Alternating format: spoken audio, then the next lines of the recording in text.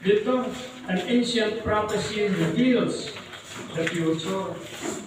Hindi ko inaasahan na ito ay nasa bulsa ko pa pala. 2019 pa pala ito, nang i-present ako ito. Nasa bulsa ko pa pala. Ibig sabihin,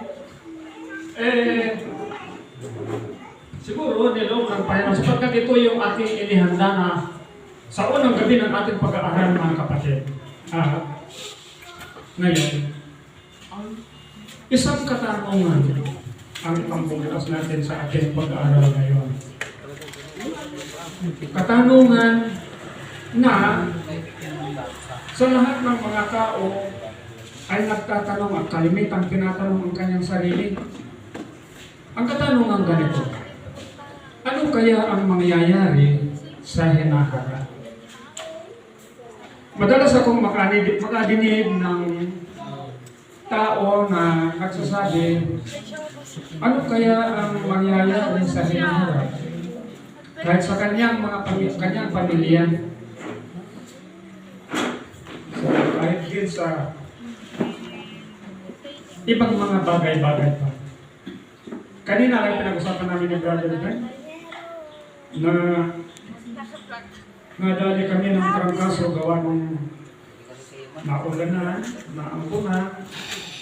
So, gano'n. Kaya sabi ko Panginoon, parang nagkakaroon ako ng hindi maganda.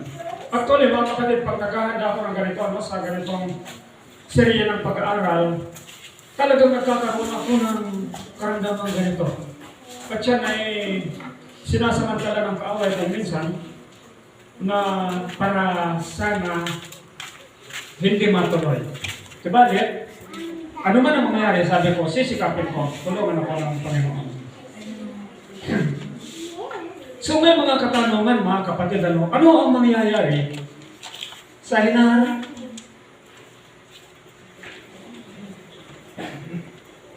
Ngayon, isang katanungan na nakabitin lamang sa pagkakas.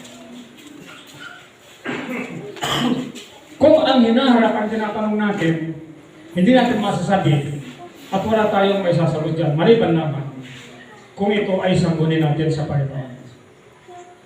At may mga katanungan kung minsan na sapagkat yun ay kaniyang iniisip-isip, kung minsan sa kanyang pagtulog ay nagkakaroon siya ng panaginip. Na ano pat kung minsan ay parang sinasabi niya na yun ang kasagutan ng kanyang mga katanungan. Subalit, ang panaginip, mga kapatid, kalimitan niyan ay dala lamang ubungan ng mahimbing na pagtulog. At may panaginip na kung minsan nakakahiya, parang ganon. May mga panaginip na kung minsan nakakainis. At may pagkanaginip kung minsan na parang napakaligaya ka. Ngunit may panaginip na nakakatakot. Kalimitan nakakalimutan natin ang panaginip dahil sa nakikita na kawalan ng saysay. Subalit, may mga panaginip na mahalaga. At itong papasukan natin ngayon. 2,600 years ago, more or less, sa isang kaharian na pagano, isang malakas na kaharian at kapangyarihan, isang ginintuang kaharian, na ano pat ang hari ay lubos na napakatapang, ngunit matalino.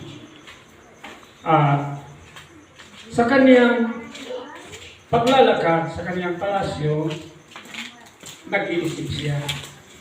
Ano kaya ang mangyayari sa hinaharap? Kung marahil, alam na niyo ito kung anong kaharian at kung sino ang hari. Ang kaharian ito, mga kapatid, ay ang Babylonia. At ang hari ay si Nabucodonosor. Sa atin lahat, na matagal na sa pananampalataya, nalalaman natin, ngunit sa mga bata, wala pang kalaman tungkol kay Nabucodonosor. Nalalaman natin kung gaano katuso si Nabucodonosor. At sa kanyang pag-iisip kung ano ang mangyayari bukas, nakatulugan niya. At habang siya ay natutulog, nagkaroon siya ng panaginip. Lalo pat ang kanyang panaginip na yon ay lubhang na magabag siya at nagkaroon siya ng malaking takot. Isang panaginip na hindi niya maunawaan. Isang panaginip na nagbigay sa kanya na masyadong kaba at pag-aalala sa kanyang dibdib. Kaya sa kanyang panaginip na yon, nagising siya.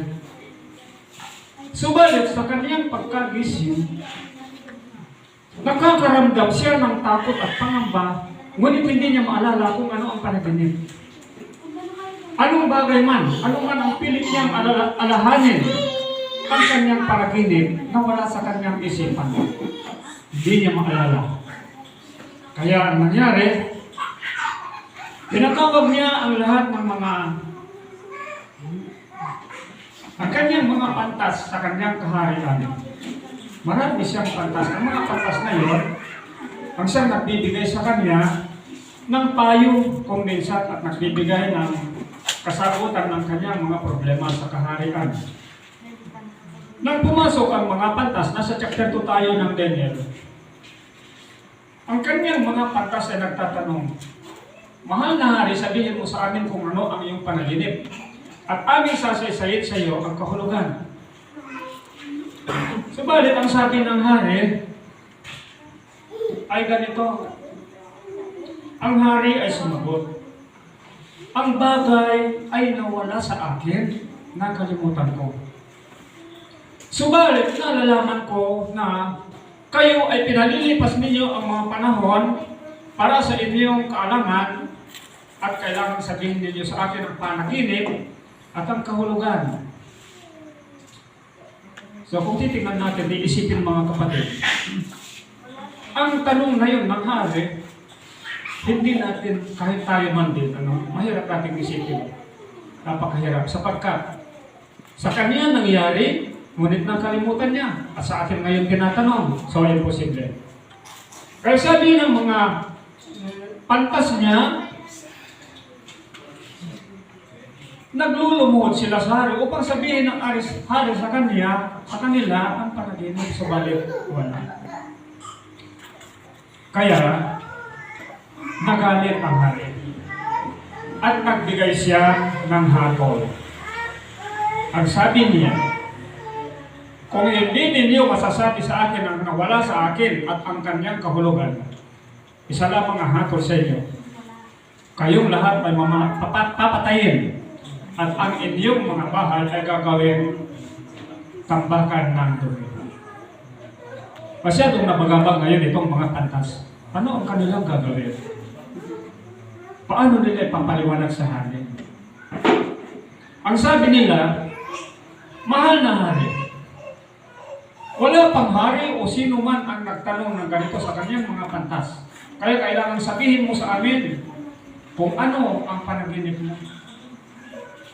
So dito, labis na ang kagalitan ni Hari Nabucodonosor at nagbigay na ng hatol. Patayin lahat ang mga pantas ng Babylonia. Now, sa Babylon, alam natin na mayroong 4 na Hudyo na pantas. Itong unahin, si Daniel, si Shadrach, Meshach at si Abednego. At ang kanyang punong kawal na si Arioch, inutusan ni Nabucodonosor upang patayin ang lahat ng mga pantas. At pinuntahan na si Daniel. At ipinaliwanag niya kay Daniel ang hatol ng hari. At si Daniel, gusto ko yung kanyang sagot. Malumanay na sumagot si Daniel. At ang sabi, "Bakit naman napakadali ang hatol ng hari? Dalhin mo ako kay Hari Nabucodonosor." So dinala ni Arioch si Daniel kay Nabucodonosor. At ang sabi ni Daniel, ang sabi niya ay, "Bigyan mo ako ng sapat na panahon at ipakikita ko sa iyo ang bagay na nakalimutan mo at ang kahulugan." So, binigyan niya ng pagkakataon. At sa gabi ngayon, si Daniel at ang kanyang three friends naliklohod sa Panginoon. Lubos na nagsusumamo sa Panginoon, nagmamakaawa sa Panginoon, na ipakita niya sa kanila ang panaginip na nakalimutan ni Nabucodonosor at ang kahulugan. Sapagkat kung hindi sasabihin sa kanila ang Panginoon, kasama sila sa papatayin. Hindi natin alam, hindi nakalagay sa sulat kung gaano sila katagal na nanalangin. Kung ilang beses silang nanalangin. Subalit, ang mahalaga, nalaman natin na sila ay nanalangin ng buong puso. Naniniklohod na nakikiusap na kumakaawa sa Panginoon. At, eto, ipinakita ng Panginoon kay Daniel ang panaginip na nakalimutan ni Nabucodonosor at ang kanyang kahulugan. Kaya sabi ni Daniel na ganito, chapter 2, verses 20 at 21. Purihin ang pangalan ng Diyos magpakailanman, sapagkat ang karunungan at kapangyarihan ay Kanya. At Kanyang binabago ang mga panahon at mga kapanahonan. Siya'y nag-aalis ng mga hari at naglalagay ng mga hari. Siya'y nagbibigay ng karunungan sa marunong at ng kaalaman sa makakaalam ng unawa. Siya'y naghahayag ng malalim na lihim na mga bagay. Kaniyang nalalaman kung ano ang nasa kadiliman at ang liwanag ay tumatahang kasama niya. So, pagkatapos na malaman ni Daniel ang panaginip at kahulugan, hinanap niya si Aryo at sabi na, dalhin mo ako kay Haring Nabucodonosor. At dinala kay Nabucodonosor. Ngayon, nang si Daniel ay umarap kay Nabucodonosor, ito ang tanong naman ni Nabucodonosor.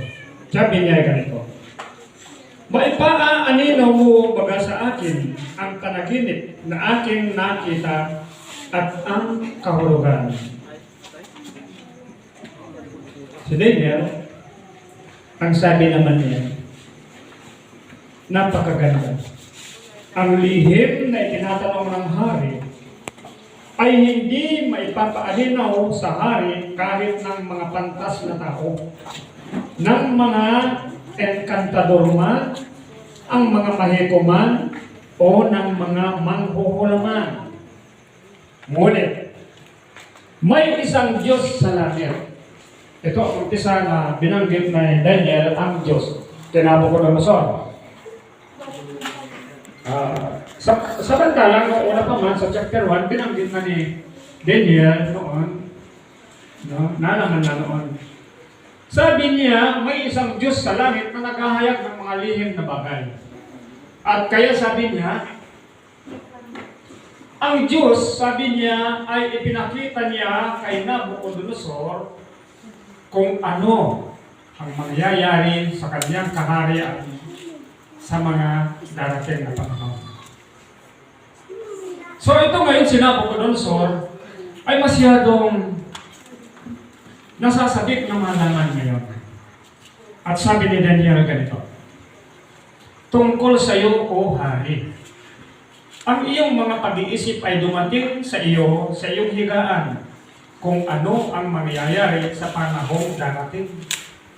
Ito yung kanyang kaisipan, ito yung kanyang tinatanong sa kanyang sarili mismo. Ngunit hindi niya may hanap ng kasagutan. Hanggang sa dumating ang kasagutan, subalit hindi rin niya maunawaan.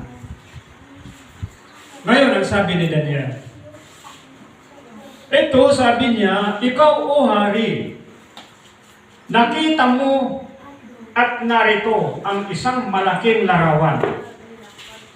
Nang si Daniel ay mag-umpisang saysayin ang panaginip, nag-umpisa rin bumabalik sa kanyang kaisipan, kay Nabucodonosor, kung paano nag-umpisa ang kanyang panaginip. Dahil sabi niya, ang larawang ito na makapangyarihan. So, at ang kaniyang kakinangan ay mainam. At tumayo sa harap mo, at ang anyo niya ay kakilakilabot. Dito na nagbabalik sa alaala na tama na. Ito ngayong panaginip. At nagpatuloy si Daniel.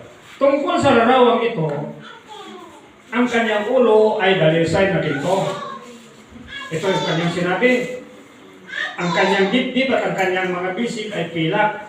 Ang kanyang tiyan at ang kanyang mga hita ay tanso. Ang binti ay bakal at ang paa niya, mga daliri, pinaghalong putik na luto at bakal.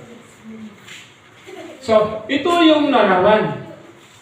At nakita ngayon ni Nabucodonosor na tama ito yung larawan na napanagipan niya. At lubhang nakakatakot na.